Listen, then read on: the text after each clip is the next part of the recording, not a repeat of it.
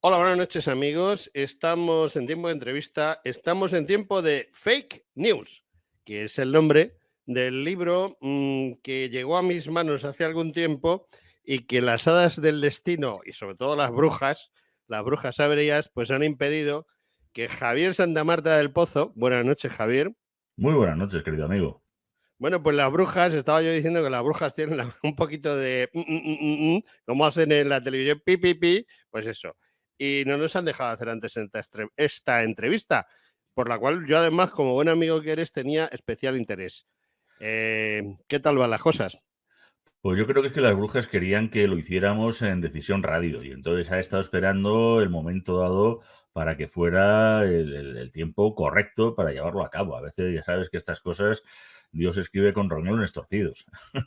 Sí, o como decía Jardiel, en los espacios en blanco entre líneas hay eso, espacios en blanco, no hay nada escrito. Bueno, oye, vamos al tajo porque tú y yo tenemos mucho lío porque tu libro, Ujú. que no es un tocho de 1000 páginas, no, es de No, no. justo el tamaño que a mí me gusta. Es decir, entre 200 y 300. Vamos, Ujú. lo has hecho aposta, ¿no? Dijiste, bueno, como le va a gustar a José Antonio. Efectivamente, o sea, y sobre todo que yo creo que va a gustarle a muchos lectores. Andamos todos con locura, con ganas bueno, con ganas de leer, pero sin tiempo para ello. Y la historia, pues gusta, pero siempre es verdad que suelen ser más tochos, libros que diciendo, a ver si tengo tiempo, a ver si llega verano, y más siendo un ensayo. Y yo, pues quise hacer algo que fuera muy accesible para el lector, pues como mandamos, que para poderlo leer en el cercanías, en el metro, yendo de trabajo, por las noches un ratito. Y la verdad es que, bueno, la gente luego que se ha acercado a él, la verdad que se lo ha bebido, se lo ha trasegado en 2 días, porque luego pues, yo creo que la lectura es casi una muy inmediata de primeras, ¿no? Y luego, pues para tenerlo ahí de una segunda lectura e ir disfrutando con el capítulo que más quieras. Ujú. No, bueno, yo estoy de acuerdo con lo que acabas de decir, porque a mí el libro me llegó justo cuando salió de Máquinas y vamos, a la semana, yo creo que todavía no, ni se había distribuido en la mayor parte de las librerías. Me lo bebí entonces y como yo me bebo un par de libros a la semana por culpa de la cosa del currele, pues se me han perdido ciertos detalles, pero como yo no quiero contar los detalles, yo lo que quiero es que la gente entienda que este libro hay que leerlo. Entonces, si yo se lo doy leído, pues entonces ya no lo leen. De modo que vamos a hablar un poquito de todo. Primero, estoy de acuerdo en que tú querías hacer un libro de los que se leen en el metro, en el autobús, en el ferrocarril o en esos ratos de ocio del fin de semana, del puente o de la playita en verano. Pero, ¿por qué elegiste este tema? Hombre, realmente yo llevaba ya, pues, bien sabes, trabajando al respecto durante unos años. No exactamente ni sobre la leyenda negra, aunque bueno, es verdad que también fui el que empezó a promover las jornadas, que para mi sorpresa jamás se habían hecho jornadas específicas sobre la leyenda negra en España, en San Lorenzo del Escorial, y funcionaron muy bien. Mis otros libros, de Siempre tuvimos héroes y siempre estuvieron ellas, más bien lo que quería era rescatar del olvido pues a muchos personajes de la historia que, bueno, por estas razones extrañas, parece que se habían quedado ahí. Y además eso, que nos permitía, o el conocer a estos personajes, dar una buena bofetada a toda esa leyenda negra, siempre triste, triste al respecto de lo que es España, de lo que ha sido, de lo que fuimos. Y hablando un poco pues sobre cuál sería el siguiente libro a hacer y hablando también un poco con la editorial, pues comentamos de hacer este fake news del Imperio Español con un título que además pues fuera también un poco provocador y lo que quise también hacer entonces es un libro que no fuera el habitual de siempre, no fuera el clásico otro libro más sobre la leyenda negra, sino que fuera incluso un poco gamberro, que yo creo que lo es, pues para que también el lector pues vea lo grotesco que es a veces el enfoque que se ha hecho de nuestra historia, ojo, y que sigue ocurriendo. Porque, bueno, es que no hay día que no haya alguien que confunda ideología, lo politice absolutamente todo, los símbolos. Bueno, ahí está en el listado de símbolos de odio, pues la bandera de San Andrés. O sea, y ojo, en el listado de símbolos de la Policía Nacional en España. Y claro, pues así estamos, ¿no? Pues que al final saque alguien una bandera de San Andrés y entonces ya pues la ponen al mismo nivel que una esvástica nazi. Bueno, pues así estamos con nuestra historia. Caramba, pues es un poquito extraño porque se supone que las fuerzas de seguridad del Estado español también tienen guiones y banderines cuando desfilan para representación de sus compañías de guardias o de lo que sean. Y es que precisamente en ellas suele ir la Cruz de San Andrés. Es decir, que ellos mismos llevan símbolos que luego tienen puestos en la lista negra. Curioso de verdad, ¿eh? Sí, sí, lo que pasa es que además han mezclado simbología con portadores. Entonces, esto lleva a la de siempre. Si de pronto, imaginemos, un nazi confeso de pronto aparece con esa bandera diciendo, esa es una bandera nazi. No, esa es una bandera que está portando un nazi, pero no es una bandera nazi. El matiz no es baladí. Pero esto además funciona solamente en una sola parte, ¿no? Porque todas estas cosas también escandalizan mucho a la posmoizquierda cuando cada 14 de abril, en Madrid capital, por la calle de Alcalá, podemos ver unos desfiles absolutamente, yo no sé, en fin, años 20, con banderas rojas con hoz y martillo y banderas republicanas con estrellas rojas, haciendo una parada, haciendo una performance, que aquello, o sea, aquello sí que asusta, pero eso debe ser, pues no sé, la exaltación de la democracia y de los valores y espíritus democráticos y cívicos, ¿no? Eso al día siguiente nadie se queja nadie de esto. Pero como aparezca, como pasó el otro día en la manifestación de Jusapol, de la Policía Nacional, una bandera al tema, banderas de odio enarboladas por... Bueno, pues estamos locos, claro. Bueno, quizá estamos locos, quizá quien hace estos comentarios lleva intrínseco el virus, y no el del COVID, sino el virus del odio, y entonces cualquier cosa le vale de excusa, o quizá estén pagados para ello, que nunca se sabe, porque esto del fake news, hay un par de sociedades o lo que sean que se dedica a decirnos qué es verdad y qué es fake news. O sea, mentira. Y además digo yo, ¿y para qué digo yo fake news teniendo un idioma que tiene 5 o 10 veces más palabras que el inglés y que además están perfectamente escogidas? ¿A ti qué te parece esa disquisición de personas interesadas en arrumbrar nuestros símbolos más clásicos?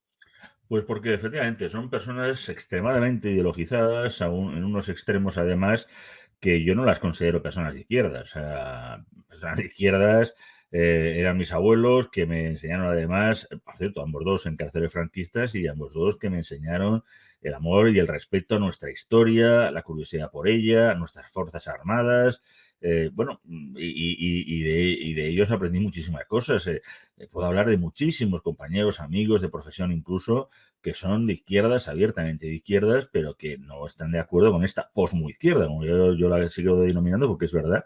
Además, muchos de ellos, gente muy joven, muchos de ellos nacidos, pues a lo mejor en los años 80, ¿no? Con el socialismo en el poder con mayoría absoluta, pero que han decidido que de pronto no sé, que estamos en el posfranquismo, que digo, estamos en el franquismo, que ellos son luchadores por la libertad y bueno, vamos a hacer un revisionismo, bueno, de todo, de tal manera en que, por eso, hace 80 años no acabó la guerra, ellos están en guerra, hace 46 años no murió Franco, ellos están corriendo delante de los grises y todo eso, claro, hace que tengan que sacar pues un odio visceral, porque además es visceral, contra todas aquellas personas que estamos divulgando la historia de España, que también para ellos eso es hacer nacionalismo decimonónico del peor.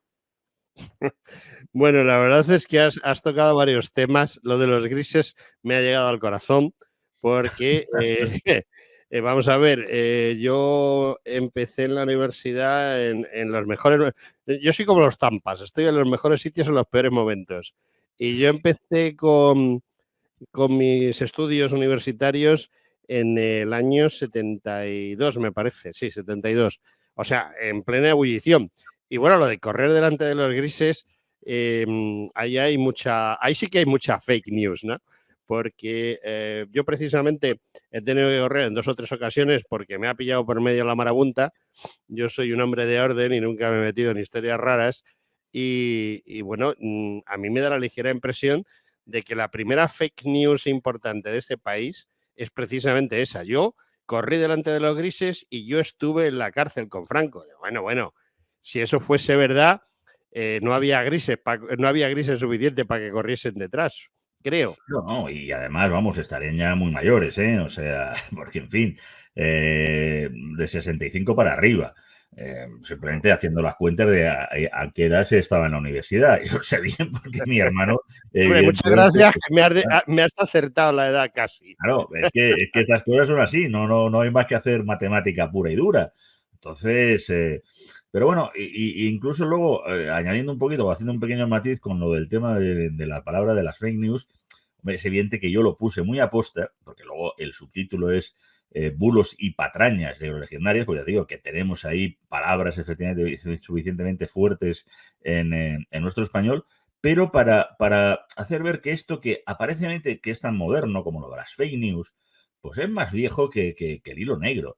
Que las fake news, que tanto se habla, época de Putin, lo de Trump, pues esto es incluso hasta, pues como cuando se habla de la globalización. Oiga, mire, ya lo hemos visto incluso en el magnífico documental, que por favor nadie se pierda, de España, la primera globalización, pero si es que la globalización es un invento español, si es que fue nuestra culpa quien hizo realmente el mundo global, real, con una sola divisa, con una sola moneda, con un comercio internacional absoluto. Y las fake news, pues no dejaban de ser eso, la propaganda, la lucha mediante las mentiras y los bulos, pues en este caso, contra el más poderoso que era el Imperio Español.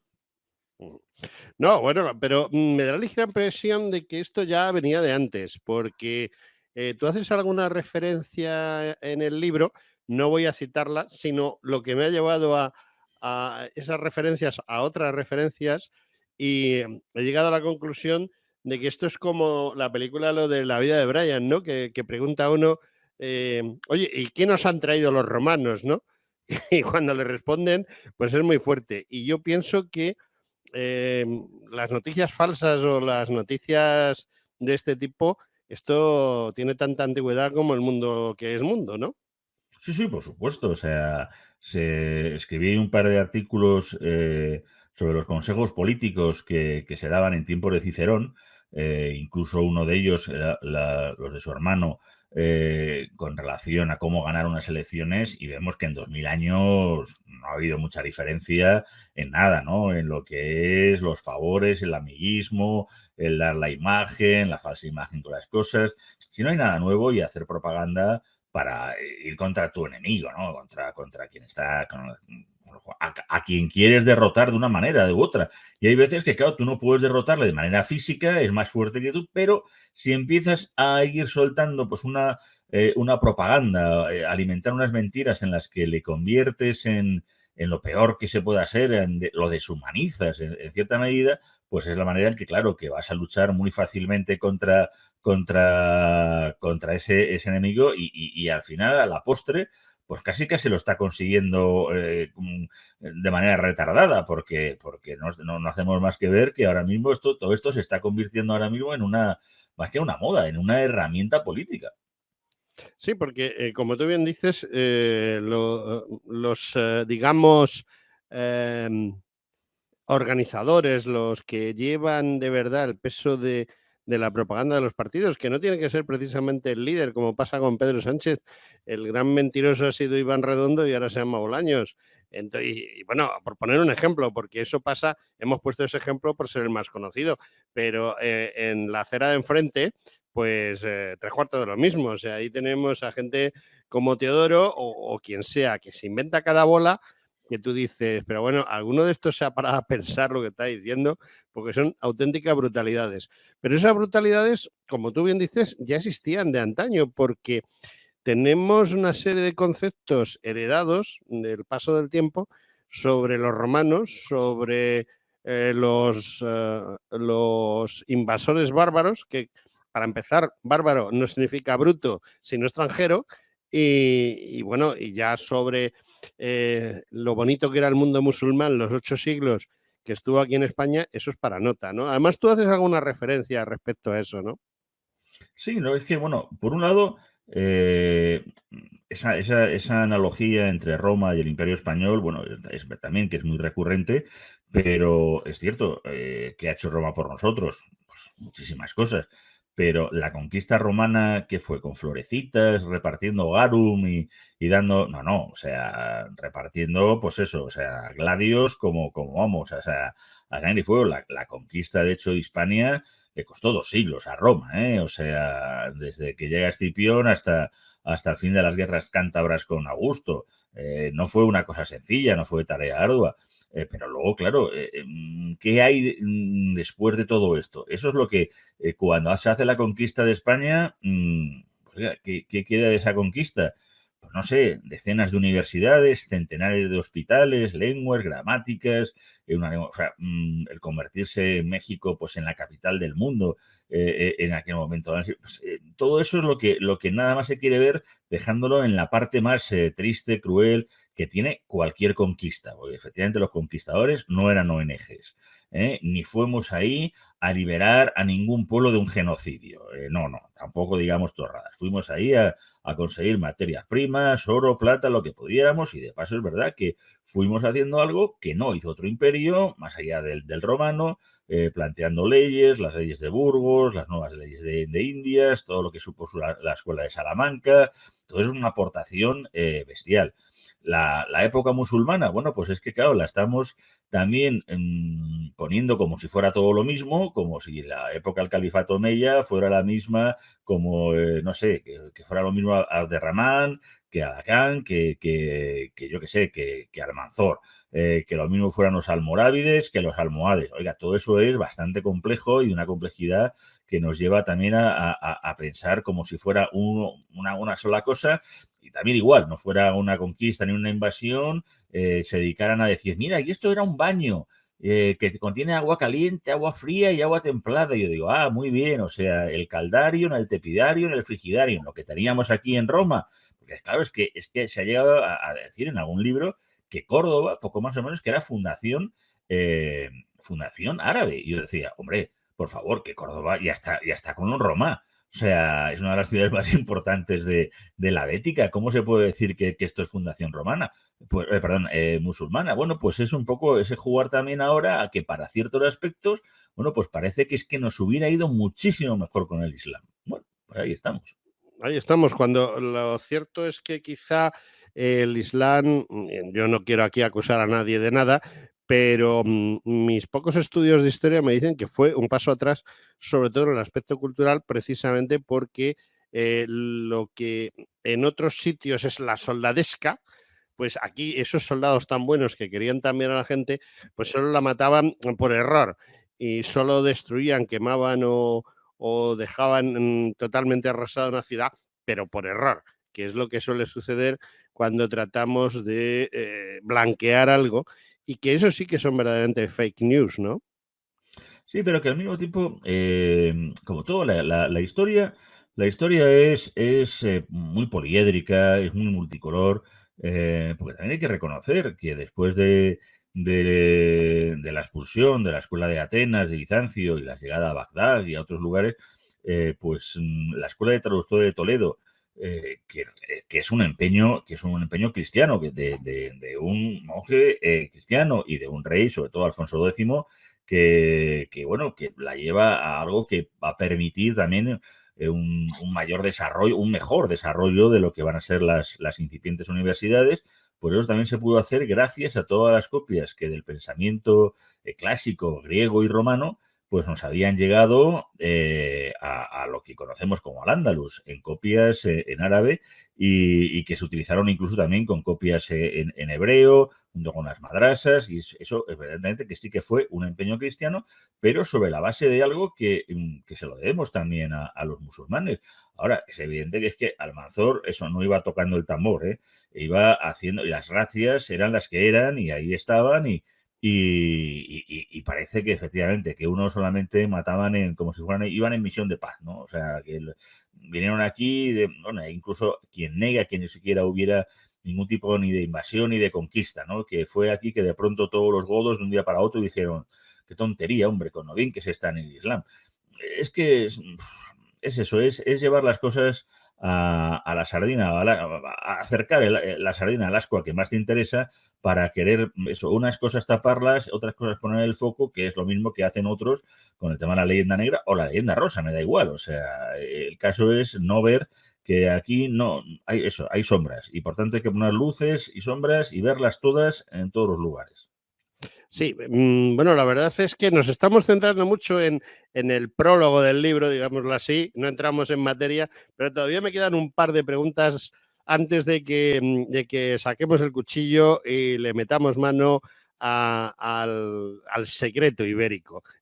Es un ejemplo que viene muy al caso. Oye, ¿cuáles crees tú que son las mentiras aireadas y creídas por el pópulo más importantes de esa época, de los romanos, de los godos, de los musulmanes? Oye, te he metido 1500 años de un golpe, ¿eh?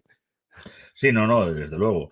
Pero claro, en aquel momento dado, pues, lo que hacíamos, el ver el mundo bárbaro se ha quedado incluso eso, esa palabra bárbaro, como bien has dicho, como sinónimo de salvaje, y no simplemente de alguien que vive fuera de los limes, fuera de lo que se considera civilización. No se negaba que no hubiera una civilización otra, simplemente decía, oiga, mira, pero es que esto no es la civilización romana ni lo que está dentro de las leyes y todo el tema. El mundo árabe, además, es verdad que en Hispania se desarrolla de una manera muy diferente de lo que se va a desarrollar en otras partes lo que es toda esa extensión e invasiones islámicas. El mundo godo también aquí tiene se hace una recensión del derecho romano muy interesante y muy importante que nos va a llevar incluso al tipo de monarquía que vamos a tener luego posteriormente aquí. De hecho, mantenemos aspectos como el que los reyes no se coronan, sino que se proclaman ante todos, ante los que son sus iguales. Esto va a derivar incluso en aspectos muy, muy interesantes, ¿no? De esa proto-España, queramos decir, ¿no? De visigoda, pero que es la base fundamental de esto que está llegando. Como los concilios toledanos, ¿no? El Canon 75 es también una maravilla de lo que puede ser vamos, casi una especie de ya aspectos constitucionales. Entendamos la palabra para no hacer presentismo, sino para que nos entendamos de qué podemos llegar a estar hablando y sobre todo eso, llegar a una proclamación de reyes, que es lo que, por eso, hoy en día a Felipe VI, y hemos vivido ya, al menos la generación, dos proclamaciones, la del rey Juan Carlos I y la del rey Felipe VI, se proclaman ante la sede de la soberanía nacional, juran ante las Cortes, juran las leyes correspondientes y todo eso nos viene de época visigoda. En otros países no es así. El desarrollo que se hace de la cultura goda y de cómo se desarrolla Roma, pues va a ser muy diferente también, como lo mismo que aquí también hay un feudalismo muy, muy especial.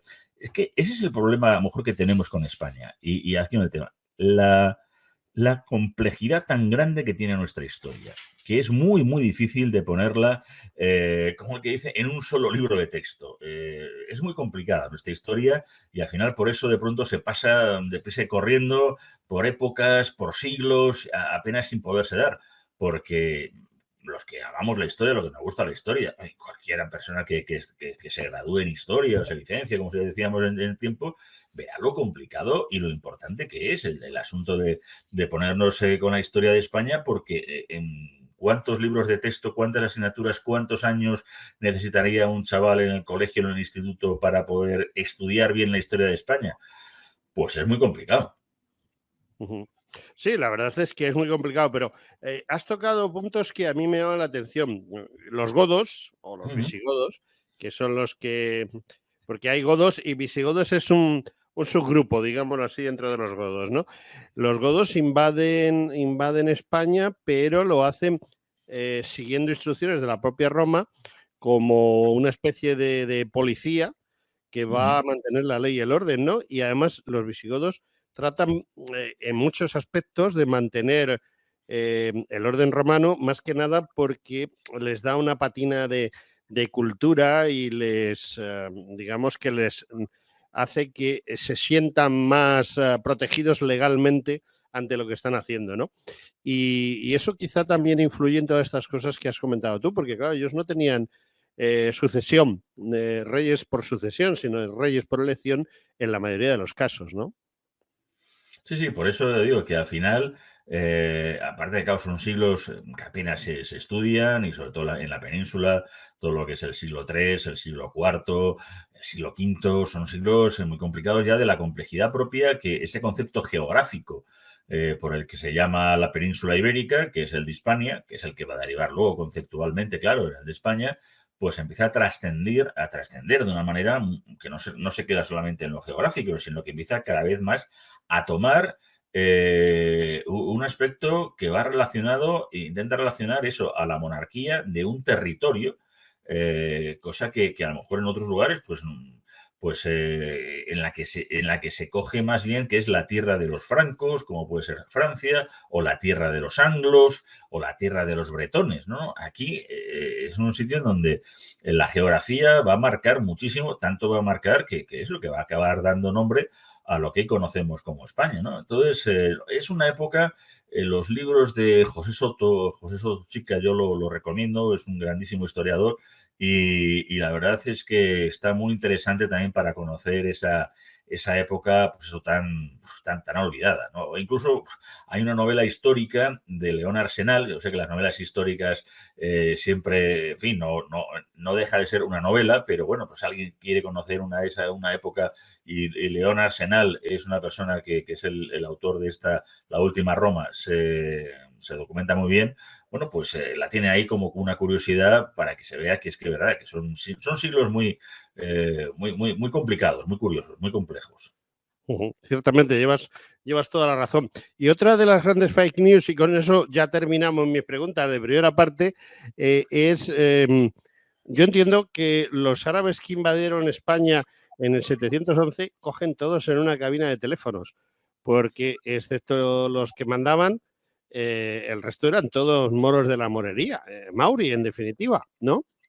Sí, la verdad que tampoco se plantea, todo esto también viene por luchas intestinas entre los godos, con muchos luego que va a influir mucho en lo que es el romancero, en los mitos fundacionales, en la pérdida de España, en aquel momento dado entre unas facciones para ver quién se hacía con el poder y de pronto pues una bandería pues acaba haciéndose la superior, la importante, pero es que una de las cosas también que tiene Hispania, esta península ibérica, es que siempre hemos sido un territorio muy despoblado.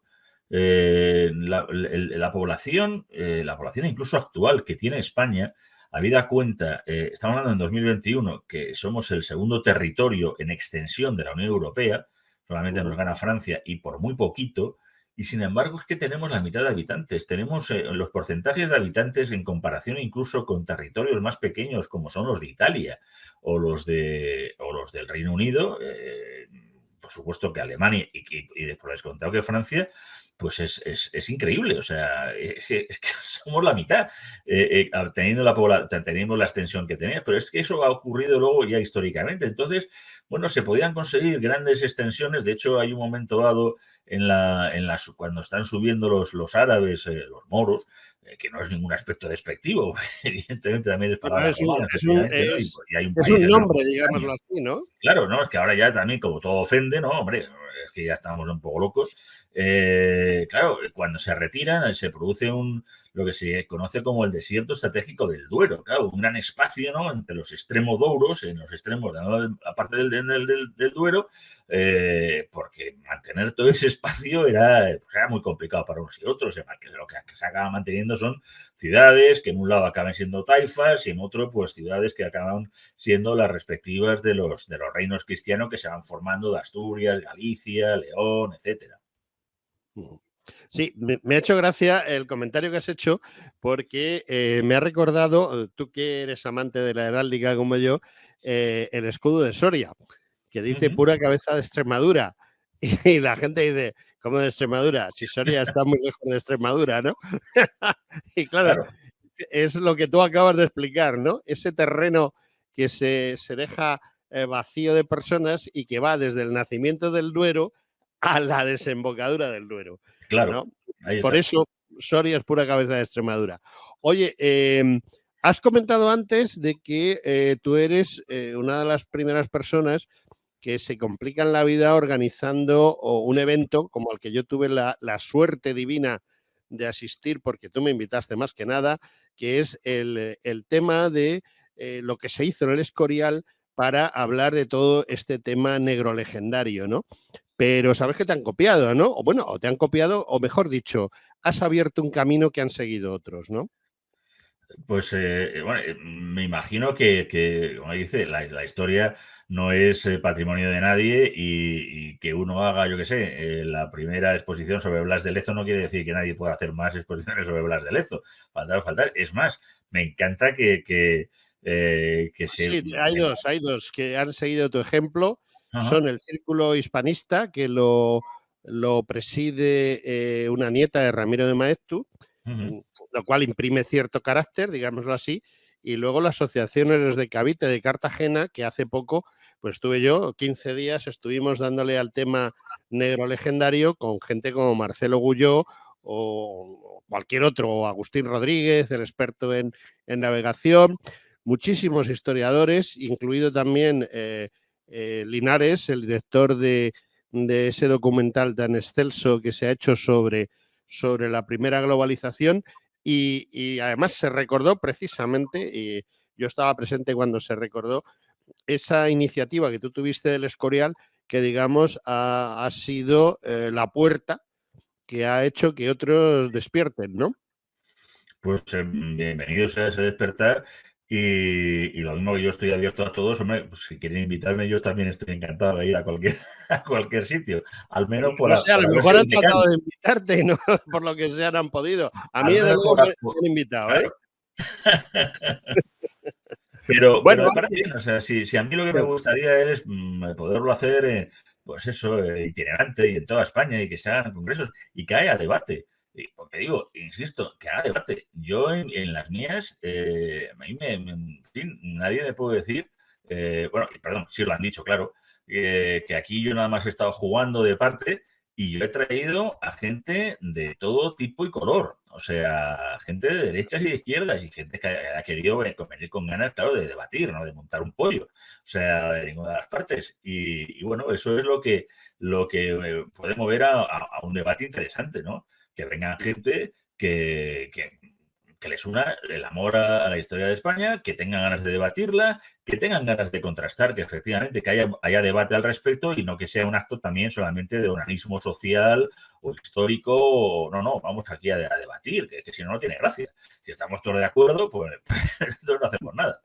Pues no hacemos nada, ciertamente. Bueno, vamos a meternos un poquito con tu libro, porque yo la Pero verdad es no que, mucho, es mejor que lo lean, es mejor que lo lean. efectivamente, pero para que se hagan una idea, precisamente yo he tocado todos estos temas porque creo que lo que hay que hacer es atraer a la gente con los temas y creo que hemos más o menos hemos hablado de los temas principales de tu libro o de la orientación que tú le quieres dar a tu libro y que eso hace que ese gusanillo de, bueno, ¿y qué pondrá en el libro para que estos estén hablando de estas cosas, ¿no? Pero vamos a ver, a mí lo que me llama la atención es que tú inicias todos los capítulos con una frase, eh, iba a decir lapidaria, pero es que no llega ni a eso, suelen ser frases de personajes como Dina Busselham, que, bueno, cuando tú abres un capítulo dedicado a los negros legendarios, pues la pones a Dina Busselham por delante, que es una mujer que como mérito principal tiene que se le perdiese que le perdiesen, mejor dicho, un teléfono en el cual había una tarjeta de teléfono con fotos recomendables o poco recomendables, depende del punto de vista moral con que se piense.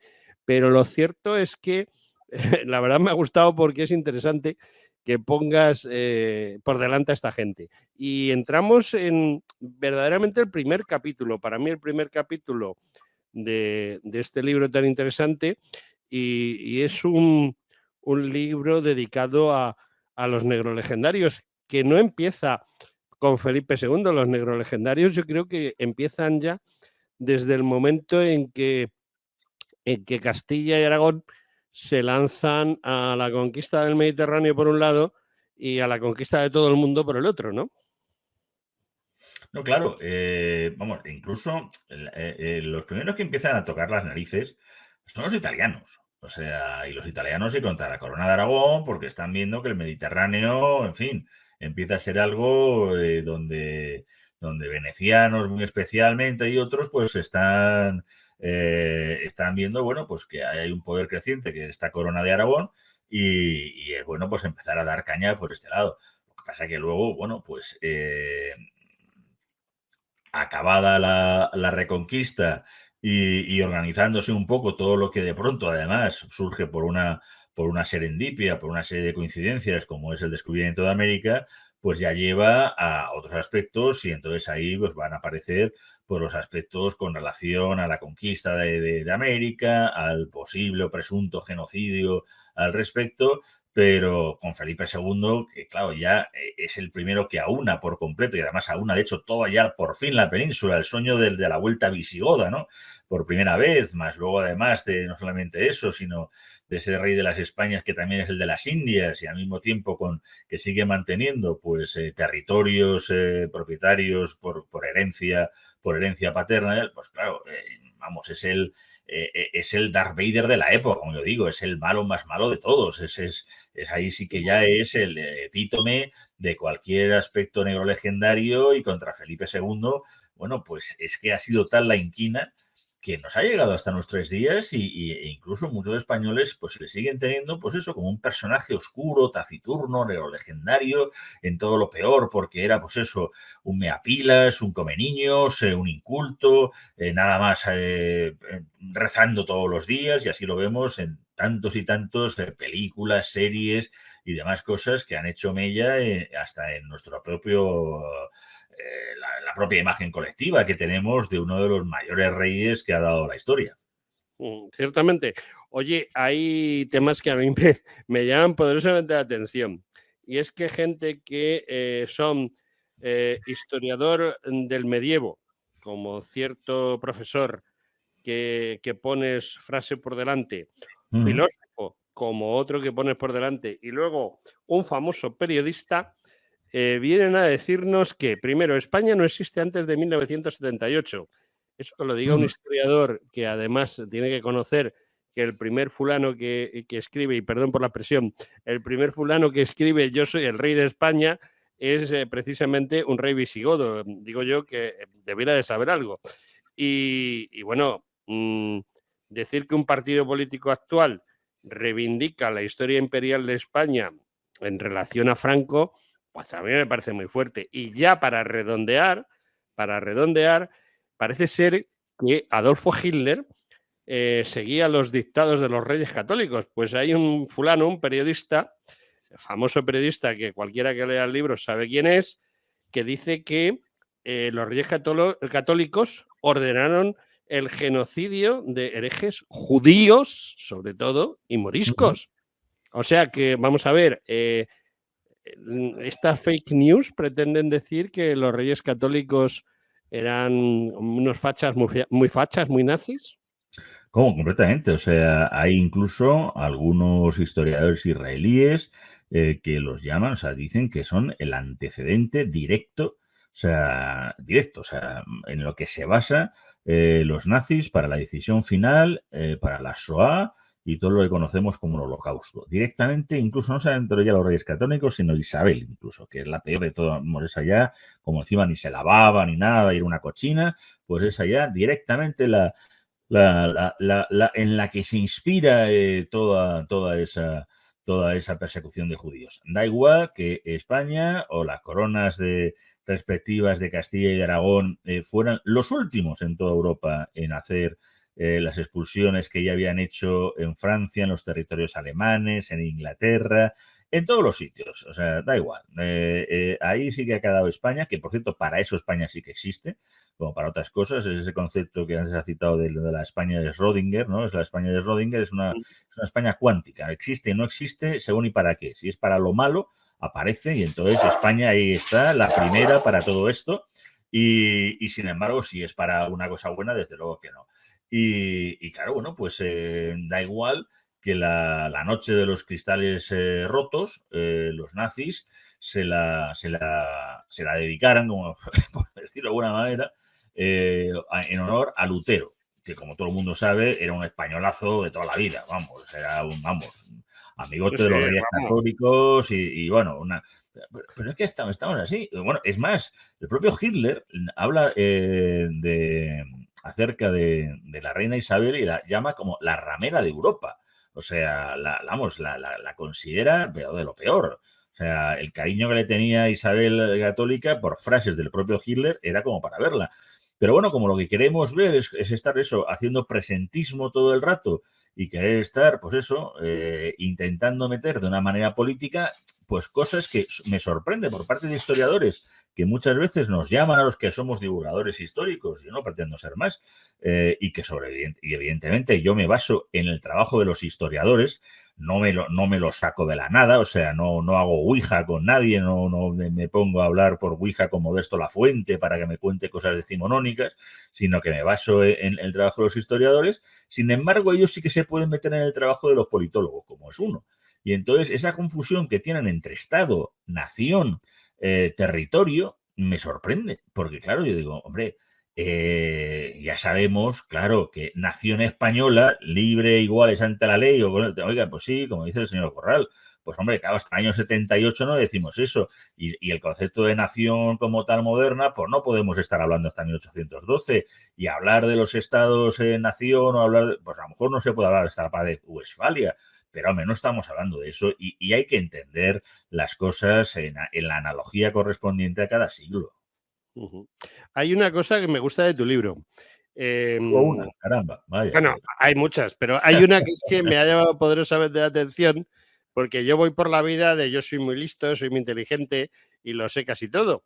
Y luego llegas tú y me coges y me despiertas y me dices, mira, no sabes nada de nada de nada. Y llevas razón, porque la verdad es que me pongo a leer en la página 91 y pone una serie de frases que quien las ha escrito, vamos, primero me tiras por tierra un mito. Yo creía que había un señor que era un hombre con unos conocimientos importantes y que, en fin, lo que él dijese no es que fuese a misa, pero vamos, por lo menos iba al rosario. Y bueno, luego lo defines y me dejas matado, pero matado muerto. Es polimata. Y digo, ostras, ¿qué es polimata?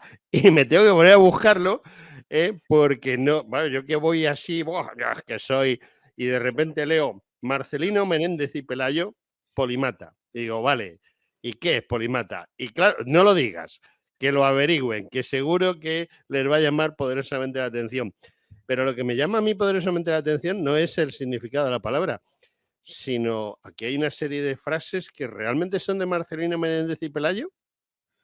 Bueno, o así estarán referenciadas, porque yo Ujú. lo que he intentado al menos, desde luego, en cada momento, es que frases o todo lo que está ahí, bueno, pues están sus referenciadas en sus notas a pie de página, aparte de que luego cada capítulo tenga su bibliografía adicional, por si alguien quiere conocer más, pues sobre el tema correspondiente que se trate, ya sean los Reyes Católicos, América, la Inquisición, Felipe II, lo que sea, ¿no? Pero lo que hay que entender, claro, que en cada momento dado también, pues los personajes, las personas también, pues tenían el conocimiento que tenían de la Ujú. historia y de lo que era, ¿no? O de lo que se sabía.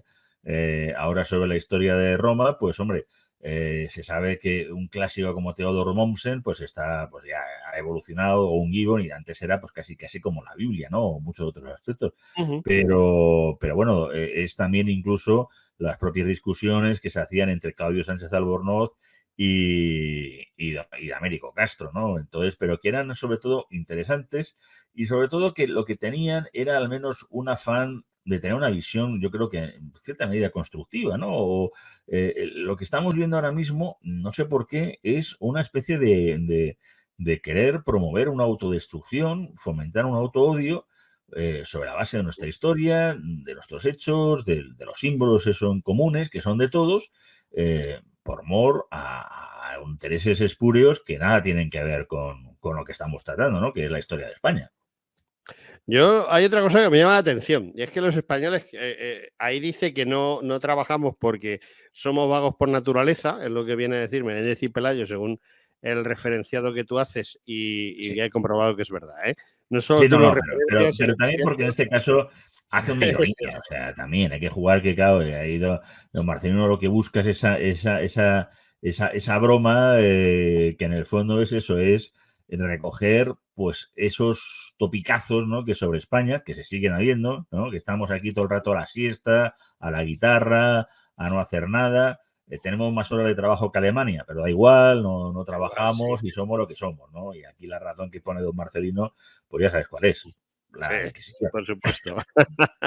Por supuesto, la Inquisición, que debió matar mucho, pero de todas maneras, el siguiente capítulo tuyo que me interesa es el de la página 111, que además queda muy bonito, la 111. Bien, Ujú. en esa página hablas de la segunda fake news más grande del mundo, digámoslo así. Sí, porque te Del cuento, mundo. está relacionada con la anterior porque, vamos a ver, tú, pregunta de examen, ahora te hago yo una pregunta de examen. Por supuesto, no saben ni el número de habitantes que había en el planeta Tierra en el año 1918, ni el número de habitantes que se llevó la pandemia de la gripe, ya constatado y confirmado por la propia OMS años Ujú. después. Mira, había 1.800 millones de personas sobre la Tierra y la gripe española se llevó 50 por delante. 50 millones. Sí, Primero, sí, sí. el fake news es que la gripe no era española, sino que había surgido Bueno, precisamente por supuesto. en los Estados Unidos de Norteamérica y además en un cuartel, cosa muy curiosa. Es donde originariamente se cree que surgió. Y, y bueno, pues tú en la página 111 hablas de un tal Alexander Koch, que Ujú. me imagino que es un, vamos, Del University College de Londres, sí, efectivamente. del University College, un tío enterado, ¿eh? Porque dice que, vamos, yo no sé los millones de habitantes que habría en todo el mundo mundial, pero teniendo en cuenta la población actual, la población de 1918, mundial y española, y la población mundial y española que había más o menos cuando se descubrió América, aquello fue una masacre, ¿eh? O sea, trabajaron a destajo, porque 7 milloncitos de españoles se llevaron por delante a 56 millones de indios. Ujú. ¿No parecen muchos indios? No, no, no, pero no solamente eso, es que este estudio que hace Alexander Koch junto con otros dos investigadores, Chris Brierley y Mark Maslin, y me parece que también otro más, me parece, Simon Lewis, que esto lo publicaron ahí está ahí todo el vínculo para el que lo quiera buscar, el estudio nada más está en inglés, pero bueno, sino que aparte de esos 56 millones, ese genocidio, esa matanza, cambió el clima mundial. O sea, la culpabilidad del cambio climático es del genocidio español en América. Ah, Pero pero yo será a ya empezar favor, la cosa. ¿no? Será a Así lo favor citan. del cambio climático, no en contra, porque vamos a ver, el problema que dicen actualmente los ecologistas es que como somos muchos, producimos Ujú. mucho CO2, hay muchas vacas cagando que producen mucho CO2, hay muchos coches, hay muchas industrias. Entonces, sí que nos hemos cargado, pues, hombre, yo calculo que la población mundial en ese momento, pues sería 500 millones como mucho. Si nosotros nos cargamos así como el 15%, entre el 10 y el 15%, fue el genocidio, el 10 o el 15% de la población mundial. Me parece No, mucho, no, pero bueno. pero si es que América, o sea, el cálculo más cerrado, o sea, más cercano y tal, pues calculó que a lo mejor habría unos 60 millones en toda América. O sea, O sea, que los América del matamos a Norte, América todos, del Sur. igual que los Eh, yanquis hicieron en Estados Unidos. Claro, no, pero es que entonces quiere decirse que es que no, nosotros nos cargamos al 95% de la población. O sea, al Joder, 95% de la población nativa. O sea, ya eso ni el Holodomor, ni el genocidio ucraniano stalinista, ni el del Congo en los belgas, nada, nada, nada. O sea, nada. es una cosa tremenda. Bueno, ya claro, hace poco yo ya he visto otras publicaciones en las que ya hablan directamente de 90 millones de nativos genocidiados. entonces dices, oiga, es que yo no sé ni cómo pudimos hacer mestizaje. Yo no sé, teniendo en cuenta, insisto, los escasos 10 millones de habitantes que hay, que te digo, que teníamos y tal, la corona de Castilla, que España en digo que ese momento parece ser que tenía, según los cálculos más fiables, no llegaba a 8 millones España. por eso, Luego que es Portugal que, aparte que tendría 1 millón por ahí. no, no, pero pues te digo que yo digo, hombre, y encima encima no sé, yo digo, ¿y cómo les podíamos al mismo tiempo matar y luego también tener a todos esclavizados? O sea, teníamos a la población esclavizada y también muerta. O sea, es que éramos, joder, éramos genios. O sea, no sé, les convertíamos en zombies o cómo hacíamos. O sea, es que de verdad ya es una cosa que ya no es que sea luchar contra las propias cifras, es que ya es luchar contra el sentido común. Bueno, sabes, tenemos un problema como siempre, nos estamos quedando sin tiempo. Me voy a saltar páginas y me voy a un tema que yo cada día me gusta más tratar. Y es, bueno, hay una cosa que son reyes Austrias mayores y reyes Austrias menores. Pero cuando lo estudias con tranquilidad, bueno, sí, ciertamente Carlos I o Carlos V de Alemania, como lo quieras llamar, o Felipe II, pues son personajes fuera ya de cualquier contexto, ¿no? Y quizás sus descendientes no lo sean tanto. Pero aquí se han vendido motos tremendas acerca del desastre que era la Casa de Austria, los Habsburgo, sus ministros, vamos, sus consejeros, porque en esa época no se llamaban ministros, y sus gobernadores y toda la gente, todo el establishment, Ujú. joder, una palabra sajona, anglosajona. Bueno, parece ser que esos últimos 100 años de la Casa de Austria están presididos por el desastre, porque éramos unos cretinos, unos imbéciles, e íbamos de derrota en derrota hasta la derrota final. Cuando si lo estudias con tranquilidad, pues hubo de todo, hubo derrotas y hubo victorias. La gente dice, llega Rocroi, se pierde la batalla de Rocroi, que no Ujú. es exactamente una derrota, No, y bueno, ya a partir de ahí pero todo se va al garete, y no es así, ¿no? pero es que, por ejemplo, vamos a ver, cuando haces una victoria con alguien poderoso, con alguien invencible, como eran en ese momento los tercios, coño, tienes que hacer la propaganda del mundo mundial.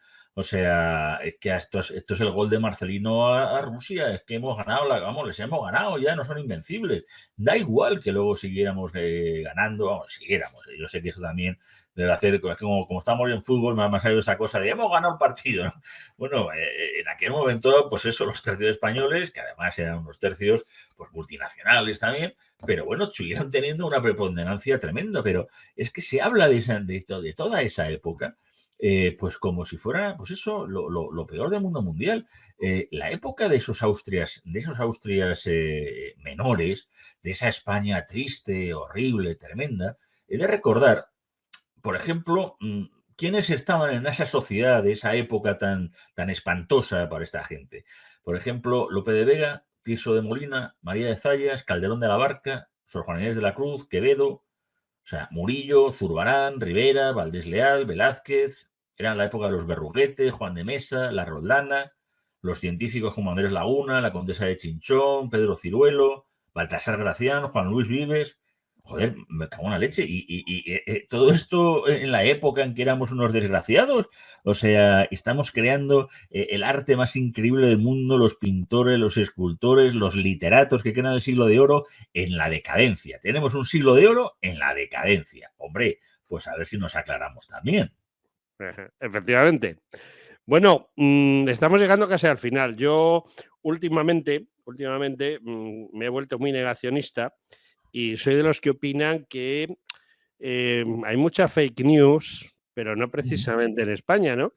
Hay un tema que es el del pangolín el pangolín amigo del murciélago que crea el COVID-19, que bueno, es muy discutible. Otro tema como es lo de las Torres Gemelas de Nueva York, que cada vez mosquea más, o temas como el por qué el día anterior a que los japoneses atacasen Pearl Harbor, la flota de portaaviones, cruceros y destructores de escolta salió de Pearl Harbor y en Pearl Harbor solo se quedó muchísimos barcos, pero todos chatarra. Inservibles prácticamente, o sea, barcos que estaban más para el desguace que para otra cosa, pero que nos han vendido que eran lo mejor de la flota, cuando lo mejor de la flota eran los portaaviones y no había ningún portaaviones en Pearl Harbor. Y eso nos lleva todo a un antecesor, que es un barco que es el Maine, que por cierto, los que entienden de barcos me han dicho muchas veces que no era viejo el barco, pero que sí era puramente chatarra. O sea, era un barco que si hubiese entrado alguna vez en combate, pues seguramente no hubiese llegado al segundo, ¿no? Mm. Sí, ese es el casus belli que efectivamente utiliza Estados Unidos para entrar en una guerra que ya la estaban larvando para hacerse con Cuba y luego ya posteriormente con Filipinas. Pero vamos, es que aparte de que ya los informes posteriores se demostraron que la explosión vino desde dentro, o sea que no había absolutamente ningún tipo de torpedo español que era el tema, pues se juntan muchas cosas, que luego, entre otras cosas también, como en las otras investigaciones, el pecio, una vez investigado, se llevó mar adentro y se hundió. Hombre, Mm, no era qué mejor curioso. tenerlo pues para posteriores, no, para ya tontería. Entonces, curiosamente, bueno, pues, pues no, en fin, ya una vez que se había hecho el tema, bueno, pero no lo estudiamos mucho más. No lo estudiamos mucho más. Es curioso que justo cuando estaba el Maine atracado en la isla, bueno, pues estaba ahí el barco de un tal William Randolph Hearst, que es el que organiza con sus medios de comunicación, ¿no? Es donde empieza la gran prensa al estilo ya sensacionalista como lo conocemos, y que todos hemos visto la película de Ciudadano Kane, en que se basa, Mm, bueno, que es el que crea, bueno, toda la propaganda acerca bueno, de lo que supuso esa infamia, esa traición hecha por los españoles. Entonces, bueno, famosa la frase que a mí que se dice de Hearst, al ilustrador que había del periódico en la zona, que dice, bueno, usted manténgase allí, usted proporcione las imágenes y yo proporcionaré la guerra. Eh, ¿Pudo tener los suficientes o la falta de escrúpulos este tío para volar y cargarse a 260 marineros? ¿Utilizó una ventana de Overton? Pues no lo sé. Pero desde luego está claro que, bueno, nada muchas veces es casual y desde luego las ganas las tenían y aquello, por cierto, les costó más de los que también hemos querido imaginar, ¿no? Ellos también luego hacen una cierta querían ser la potencia y juegan un poco con esa historia todavía de esa España imperial que había, pero al mismo tiempo, claro, con un tratamiento pues de nuevo rico, de nuevo imperio, ¿no? Que es sobre las bases de los restos que quedaban de aquel imperio español, de Cuba y Filipinas, en donde, bueno, pues ellos se van a constituir en esa nueva potencia que viene a toda pastilla. Bueno, Javier, sabes, nos hemos quedado sin tiempo total, absolutamente. No te pido, como siempre pido en las entrevistas, que me vendas el libro porque creo que ya lo hemos vendido más que suficiente. Yo creo que la gente tiene que estar interesada. Se cuentan todas esas fake news, además divertidas, como estas que hemos Esas ojeado. y muchas más. Sí, sí, o Esas sea, y eso es lo muchas que más. estoy diciendo, que hemos contado 5 o 6 para que la gente abra boca, pero hay algunas de verdad que con unas te ríes, porque dice, bueno, pero ¿cómo? Pero si esto, vamos, hay que ser muy corto para pensar esta cosa, y con otras te quedas estupefacto de que personas verdaderamente ilustradas digan hacemos lo del pi, pi, pi, pi, ese famoso, que Mm. ese tipo de personas digan las cosas que dicen. Javier, creo que vas a estar o estás ya metido en harina de mover el libro, presentarlo, moverlo, porque estas navidades, pues es un buen momento, pues es un buen momento, como tú bien has dicho, para echarle un vistazo a las librerías, dejarse caer por allí y coger un libro en el cual, bueno, pues de un color llamativo, porque es muy llamativo, pues hablas de los embustes y patrañas negrolegendarias. Y yo Javier, creo que además es un libro que se lo van a pasar bien. no, no, Que es seguro. divertido, lo he intentado también, que aunque tenga todo el rigor del mundo, pero que no va a ser un libro, no es un libro pesado, no es un libro tocho al uso, sino ya digo que y además eso que tienen ahí, para el que quiera conocer más sobre cada tema, yo creo que una buena bibliografía seleccionada que también, pues yo creo que gustará a los amantes de la historia. Bueno, Javier, ya Pues sí, Antonio, ya no tenemos más tiempo. nada, muchísimas gracias. Muchas gracias por tu presencia y bueno, pues ya nos veremos en algún evento o en algún momento. De todo hay, ¿no? Esperemos que sí, esperemos que sí. Un abrazo y hasta la Un próxima. abrazo fuerte. Adiós.